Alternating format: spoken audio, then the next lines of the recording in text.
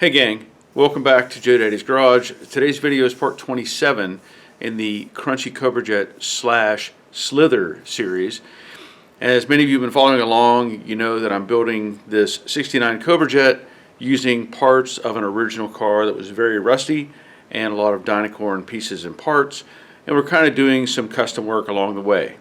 Now in the last video, I went ahead and finished up welding the wheel tubs for the Detroit Speed mini tubs that we put in, and I also added in the seatbelt brackets, or replaced those or relocated those for the rear seat, because that was modified due to the Detroit Speed mini tub taking away that space. And then I also welded in the muffler support plates that go in the transition panel from where the floor pan meets to where it goes up over the differential. Now in that last video I also mentioned that I was going to be installing the frame connectors, and some people had some questions about that. They wanted to know what the product line was, and I can tell you that this company, or the name of the company, this is their logo, is Spintech. So if you look up spintechmufflers.com, they have an array of pieces and parts and stuff that they have on their website, and a lot of it is exhaust related, but I haven't looked very far into their website, but it looks like there's a lot of things that they offer. So you can look them up, and we're going to see if we can get these frame connectors to fit on the dynacorn floor pan. So I'm going to show you the frame connector again and some of the other pieces that came with it. There's no real instructions or anything like that, but it should be pretty obvious where this goes and how you install it, I guess. But I'm going to show you those pieces, and then I think what I might try to do, if I can do it, is test fit the driver's side frame connector on my Mach 1, because that's an original car, and I want to see how well it fits. So I'm going to try to get underneath there and push that up into place, and hopefully I can make a decent video out of that. So let me show you what these look like out of the box and sitting on my little welding table. Okay, so these are, pretty long, so I can't show you or easily show you the whole thing, but I can show you that this is the rear section that goes up around the rear frame rail, and of course this is the front section which goes up around the floor support, and then this flange goes over top of, or let's say underneath, the cross member where the transmission mounts. And then there has these cutouts right here. You can see these dips. Now that is intended to go where the floor pan has those recesses punched into them, let's say, for stiffness. So that's what those are supposed to align to. You have two sets of those. And then there's a notch here. I'm not real sure exactly what that is for, other than there's a difference in angle and plane here. So this is angled up and this is kind of angled down. Now the floor pan and the floor supports aren't necessarily going to be at the same, they're not at the same angle. So I know we've talked about this before. The front frame rails technically angle down a little bit. So if you have this level, then your frame rails would be angled down slightly. So this is pretty well made overall. It has a welded in piece here, I guess to add some strength or support, and that also has kind of a flange pushing over onto this side. So there is a cut line here where they have welded it back together, and then this piece here is like an add-on that creates this little box. So you can also see it has a big letter A here, and there is a T here. So this is kind of a weak point, and I know they had to do that because of the change in direction, right? So you had this bend and then this bend, and you can't do them in the same plane. You can't compress that metal. So let me show you what they have with the packaging for this. See if I can show this to you. A little awkward to hold this up, but there you go, use my foot. So this has the letter T on it. And you can see what they did is they put this in place and then they sprayed paint around it. So it's pretty obvious where that goes, and then I'm sure you're going to weld that in and make it solid. Now the other piece that came with it just lay this down on the welding table. Oh, and had somebody ask, the wall thickness on this is 0.085. It's not super thick, but it's 0.085. I already looked that up. How well you can see this, there's a letter A right here. So there's a letter A written here, and this has an A on it as well, and it's painted on that perimeter. So you can see that. It's the only place it's supposed to go. The other piece, which is the driver's side, has a letter B on it. So that's nice of them. And there is also the secondary piece here, the T. So again, that T comes down here in this corner right here. Okay, so now you have an idea of how they're made, what they look like. Let me just grab a caliper just to show you that dimension. So here's this plate with the A on it, and you can see it says 0.085, and that is the same thickness as everything else.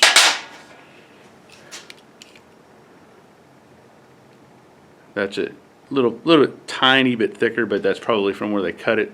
Yeah, 0.085. So now you know. Let's see if I can get the driver's side to go underneath my Mach 1. Man, I just can't get over the underside of this car. I'm going to see how well this is going to fit. Now, I don't have the car jacked up or anything, so I'm just kind of winging it. All right. All right. First thing I notice as I try to do this will not go up. And I think there's something to do with the floor support. In the back, yep, I'm also running into problems. Now, again, as near as I can tell, this car's never been apart. This is still, there's still undercoating up here wrapped around this flange. So let me pull this down a little bit just to see what I can see. And maybe there's something here I've never noticed before. So, transmission tunnel, or cross member. This floor support, which is immaculate, has a wide flange in the back. Now, I've not seen these with that. So, like, I can catch my finger right here. This has like a V shape coming up. And that one is exactly the same. So I have never paid attention to that before, but to make this fit, I would have to trim this here. And that's not going to happen. I have no plans to do that. So, let me reset the camera to the back. So, I'm just going to put it up in the front again, like I had it.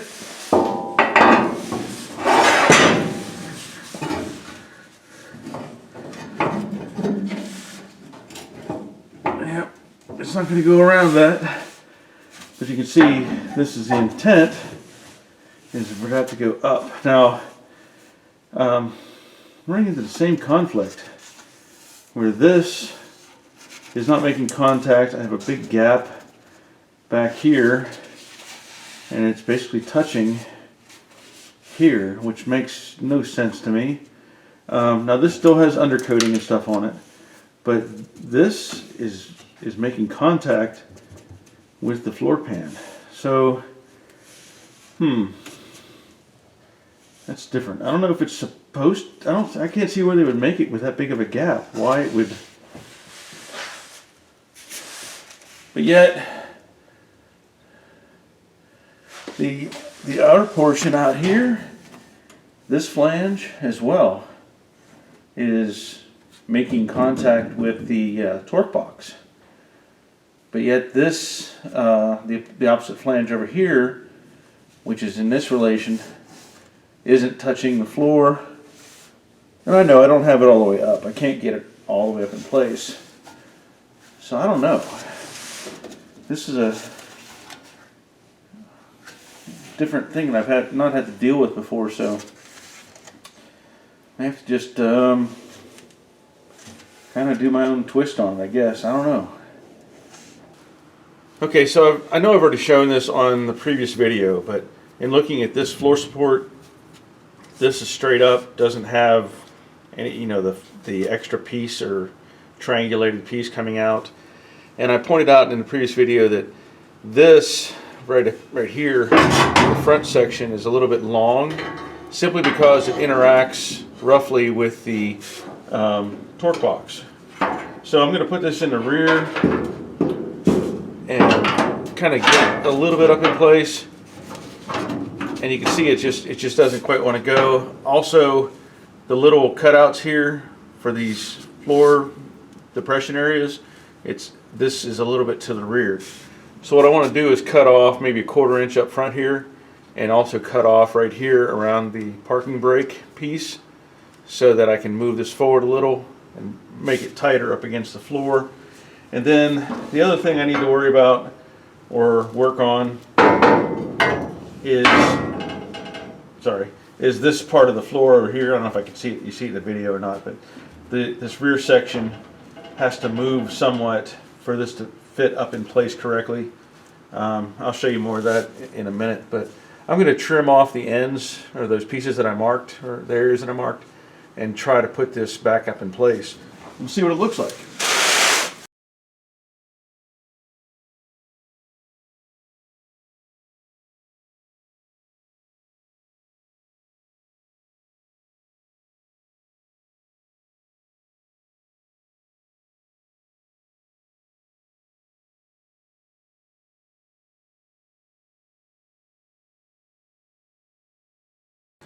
What I was trying to demonstrate earlier was this floor movement in the rear seat footwell area. Okay, I have trimmed this down slightly, give us some more room, and it does to a point. It looks like it's going to clear there, but I'm already running into more problems right here. And this is why you never assume that something is just going to fit.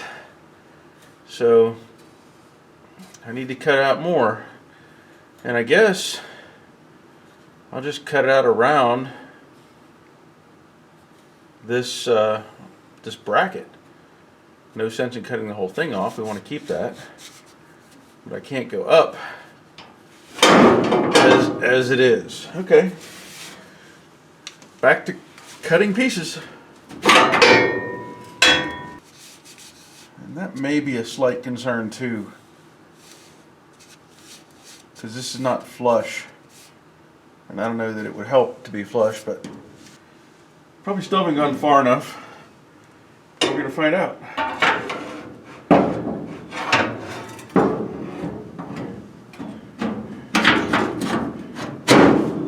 Oh, look at that. That's a lot closer. A lot closer, but not in the back. So, let's see here.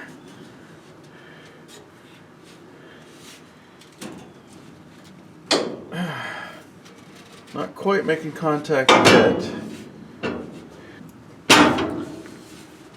Okay, so that's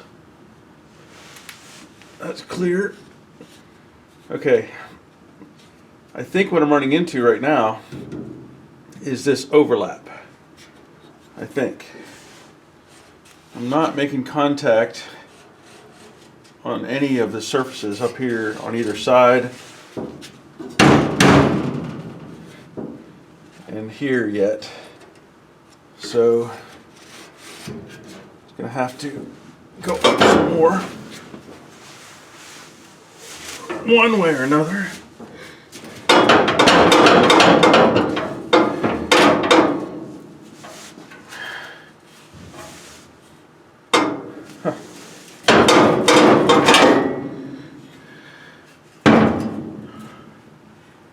It's close, but yeah,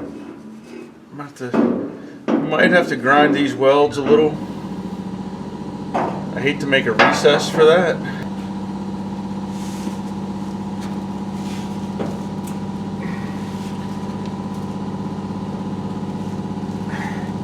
I gotta figure out what's going on in the back here. If I can get it closer, these are pretty well lined up now. Something's still fighting me. I'm gonna take a little bit more out of this bottom section as well. But yeah, at least we're closer.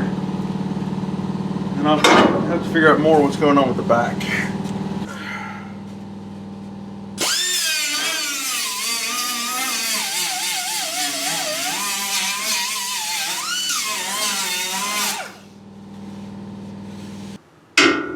Okay, I've trimmed some more out.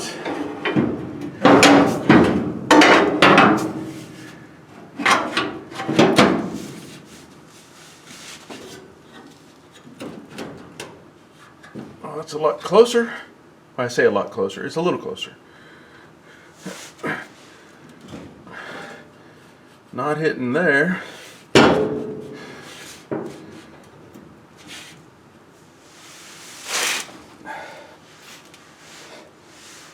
Almost dead on this side hole. Almost. It's showing that it could go aft just a little tiny bit, but I don't think that's going to make any difference. I got to figure out what to do in the back here. Okay. I don't know. It's hitting on this right here, and that can go up slightly, but it's weird they have this kind of two different planes on this section right here, almost like I don't know why that's hitting on that rib, but it's definitely keeping it from going up. And then this whole back section,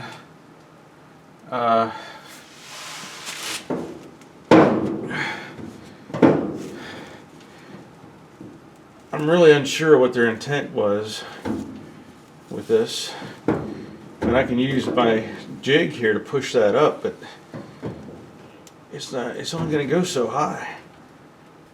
All this side's hitting, I know you can't see it, all this is hitting the edge of this. Yeah,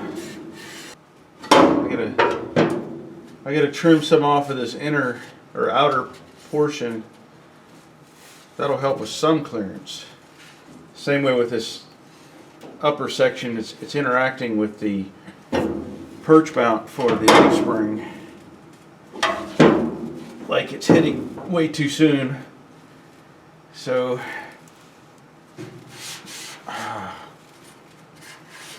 more trimming. More trimming. What I'm talking about is this flange right here is hitting, and this flange is hitting. So I'm going to shorten those up to try to get it to go higher. Because basically this section right here is flat, and that's where that first flange is hitting, and then the second flange is hitting up inside where the weld is for the perch, spring perch pocket. So, okay, back to the cutter. Before I cut off this flange, I was saying earlier, I decided I would rebend it, or just bend it, and see if I can get it to overlap beside this frame rail.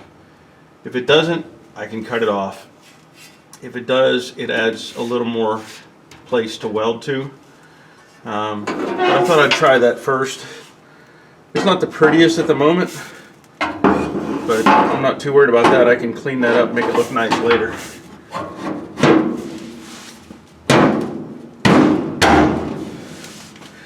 Yeah, that didn't help much. I still have something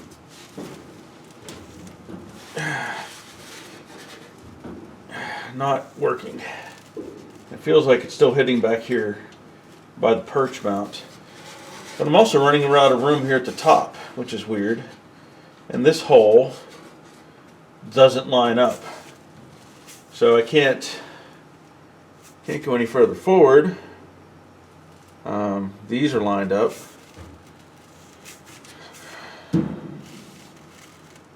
Huh. I hate having to redesign stuff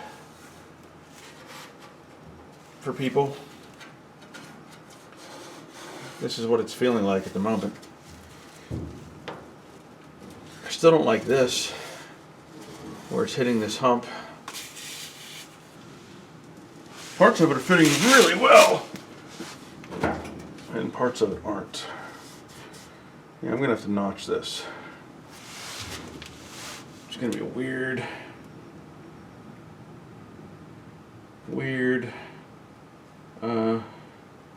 notch. So it's got to go this way.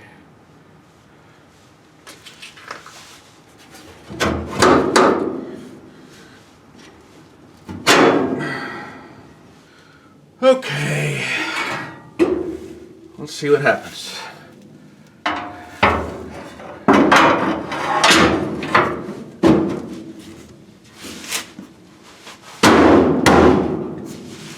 Got it, man.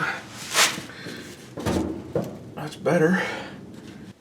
Well, it's a lot better than it was, but still not perfect. Gotta figure out how to get it to go up.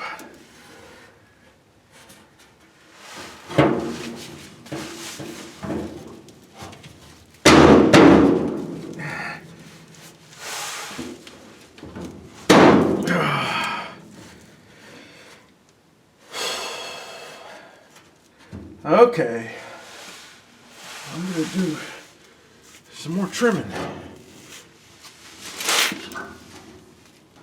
Okay, I've trimmed and cut and shaped. And let me just show you.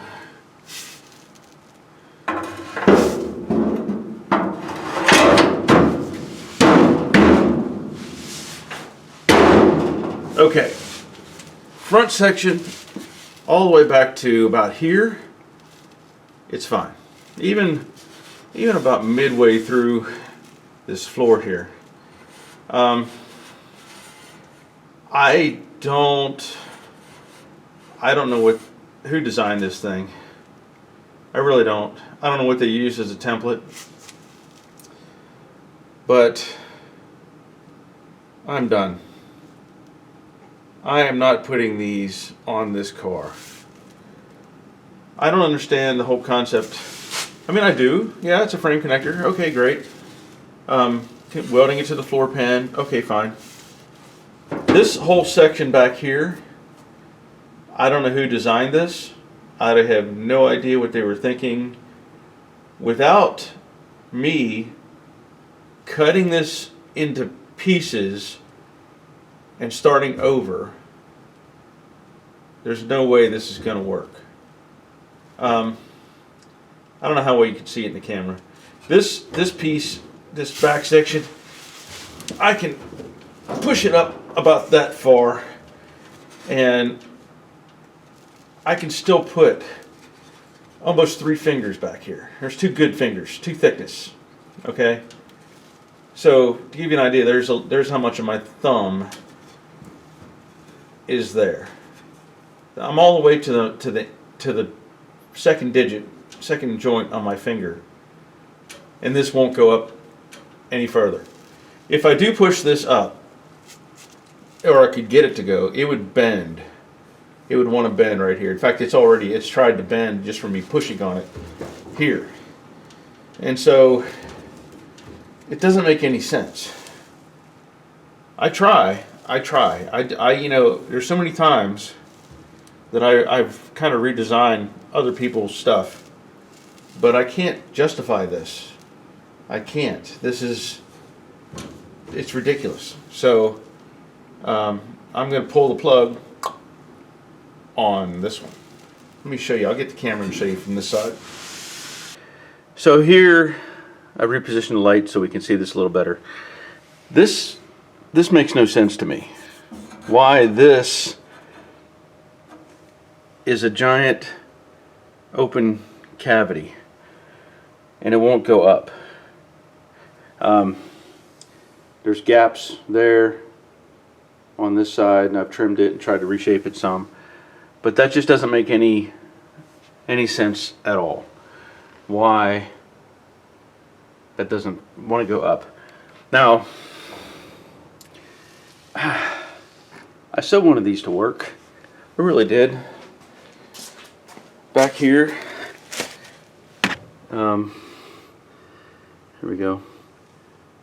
All that looks nice. It really does. And then you get here, and there's a gap again, and it just won't go up. So, whoops, sorry. That hole pretty much lines up, that big hole there. Yeah. Okay. You know, I get tired of it. I do. I don't mind doing some minor adjustments. I don't mind redesigning things on occasion to make them fit the car. But I hope they make better mufflers. That's all I can say. And you know, I don't care if they get ticked off. I don't care. I want you to know what I think about this stuff. You know, if I'm struggling to put something like that on, the average builder at home, they're going to be pulling their hair out, because you all know what I can do. And I'm not patting myself on the back. I'm just saying, you know my skills. I can work with metal. I can fix things. I can modify things. I can rebuild things. It's just like that roll bar. Mustang's to fear roll bar. That thing didn't fit, and it wasn't going to fit. And you know, the owner of that, the previous owner of that company, actually responded to my video, and he was like, "Oh, you have multiple problems. You just have to put a strap here and pull this and do this and bend that and cut." Okay, you lost me there, dude. Because if a roll bar, in this case, $500 for a single hoop roll bar, I shouldn't have to do squat to that thing, but put it in place. Just my opinion. Okay, SpinTech. I hope you make better mufflers. Let me just tell you, this is what these things cost, right? So $379 for these things, and $75 for shipping. So $450-ish, right? And they don't fit, and they're not going to fit. I showed it on my original car. No way you're going to fit that on there. This, I have access to everything underneath there, and I tried cutting here, cutting there, notching this, blah, blah, blah, blah. Not going to do it. Don't buy these things. Don't buy these things. Just telling you. Okay. I'm off my soapbox now. I don't know if I'm going to try to get something else done right now. I've got other things to do in the back. I really wanted to have these on the car before I went any further, because I wanted to put the seat pans in, and I know with the floor being, you know, moving around, that the seat pans may have interfered with that. As it turns out, it probably is not going to matter at this point. So yeah, that may be it for this video. That's probably it for this video. I'm sorry for that. I wanted to have something more for you to watch and learn from, and hopefully you learned something, and it's not to buy these frame connectors. I know nothing about this company. I don't know anything about their products other than what I have in my hand, you know, as far as the frame connectors. So hopefully they make better mufflers. So anyway, that'll be it. I'll see if I can come up with something else, but if not, I want to thank you for watching. If you have a comment or something you want to leave, please do so. And I say give me a thumbs up, and that's up to you. If you're interested in helping support the channel, I do have a Patreon account, and I want to thank my patrons again for keeping me going, helping me do this stuff. As it is, I'm not even going to, I can't charge the hours that I have in this right now. I probably have at least 4 hours trying to make this thing fit, so I'm not even going to charge. I can't do that. It shouldn't, I can't even put it on the car, so I can't charge that time. So my loss, I guess. But anyway, thanks for watching, and until next time, take care of yourselves. See ya.